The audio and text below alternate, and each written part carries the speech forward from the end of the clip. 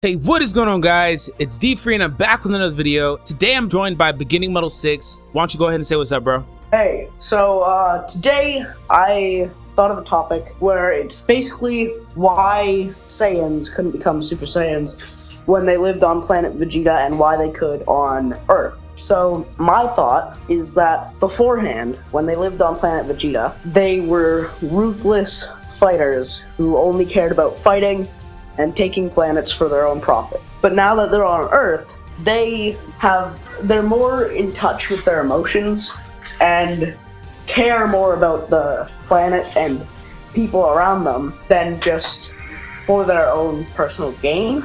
And when Goku went Super Saiyan, he was angry. He was angry because Krillin died.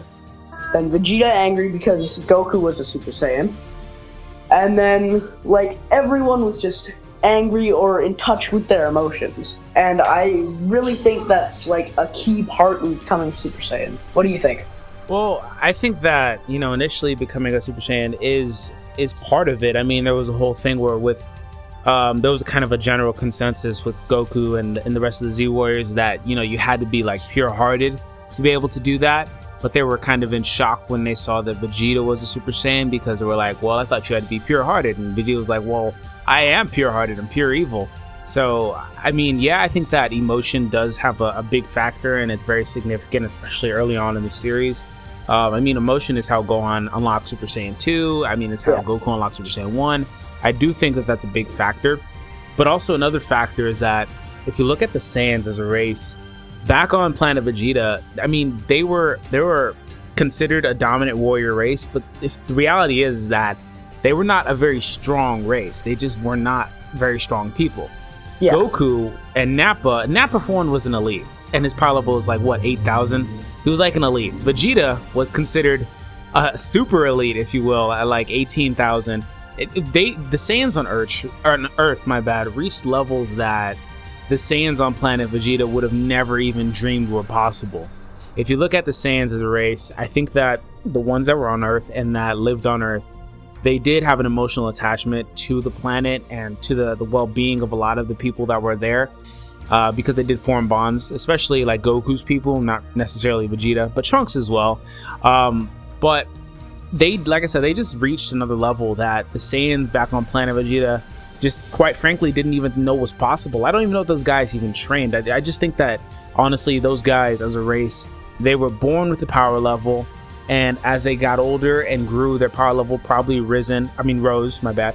But that was it. I don't think that they took it upon themselves to try to better themselves and train and nurture their power and find a way to get stronger.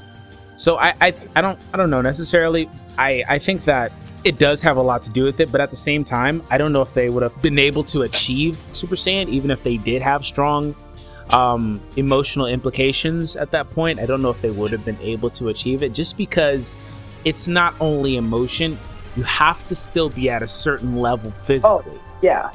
Yeah, you still got to be right at that door to where you're about to burst through, and then something sets you over the top, it sets you over the edge, to where you actually knock through that wall and achieve the Super Saiyan transformation, or whatever, Super Saiyan 2, Super Saiyan 3, whatever the case is. You still got to be there. So maybe I think that with the Saiyans, considering that, like I said, I don't think that they trained very much, I think it would be something along the lines of a rage boost, like Gohan would have gotten back when he was a kid. Just one of those little flashes where you get a rage boost if there was any sort of strong emotional implications. Because, the whole Saiyan thing, Planet Vegeta, it's we know about it, but we don't know enough about their habitat and what they did. We just know that they're ruthless, and you were right when you said that. So it sounds like maybe you think that if they were more in tune with their emotions, more maybe open to their emotions and lighthearted with their emotions, they would have been better off and maybe have achieved that form. Is that right? Yeah, exactly. I think that's why it's only supposed to happen every 1,000 years, is because there's not very many Saiyans that are really in touch with their emotions. But at the same time, emotion, when you talk about emotion, you have to talk about two different factors in emotion. There's emotions that are hey, I love you guys as my family, and there's rage. There's strong, heartfelt, heavy emotion And that's the type that you need. Because you see, Goku, I feel like he wasn't quite at the level that he could go Super Saiyan yet. But then he got a Zenkai boost from his rage because Krillin died. So he was able to go Super Saiyan. But then, with Goten and Trunks, they were also training with Vegeta and Gohan, two of the strongest fighters in the universe. Well, up until we found out about gods, anyway. Well, Trunks trained with Vegeta once, and Gohan trained with Goten once. He was, I don't believe it was even canon, and I don't even believe it was canon, but he was training with Chi-Chi one time. That instance where he went Super Saiyan, I don't even think that's canon. But that's the thing. These kids knew how to go Super Saiyan, and they didn't receive any formal training. They just were able to do it. That's the thing, and that's why I'm saying. That's why I said you can get into like a Super Saiyan gene theory, where the theory is their parents were able to go Super Saiyan at the time that they did it with their mothers, and that's why they can do it at such an early age. But they had no formal training. They had no emotions. There's really just literally, as far as those kids go, there's not really enough to back up anything. I mean, I guess other than the gene theory, because nothing else makes sense, because we didn't see enough of them. And like I said, that one instance where he actually did train was filler, but at the time that he actually trained, Goten actually trained with Gohan, he already was like, hey, I can go Super Saiyan. And he was like, Mom said don't do it though. And Gohan was just in shock. He's like, wait, what? You can do that at such an early age? It's just like, it got to the point where, like what Vegeta said, he was like, it's just a Super Saiyan bargain sale.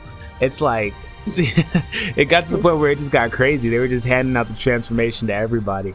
It was unheard of for Gohan at such a young age to reach that level.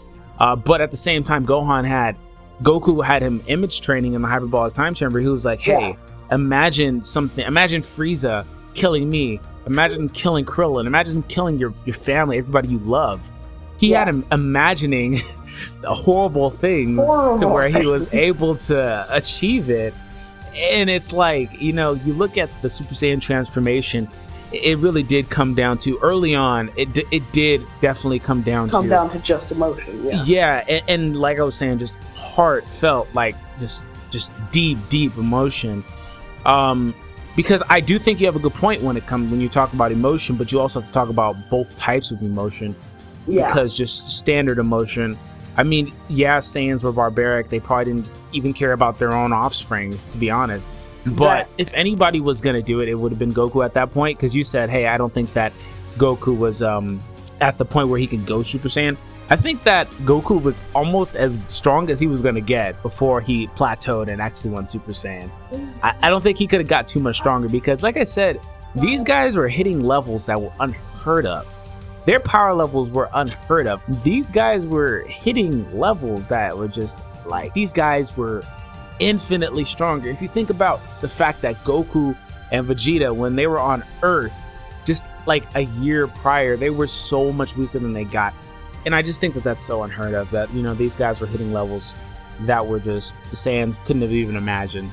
But I think that ultimately what it comes down to is the training being a big factor, and also something very, very strong emotionally, like you said.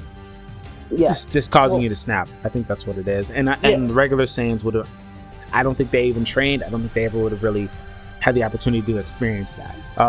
So yeah, is there anything else you wanted to say?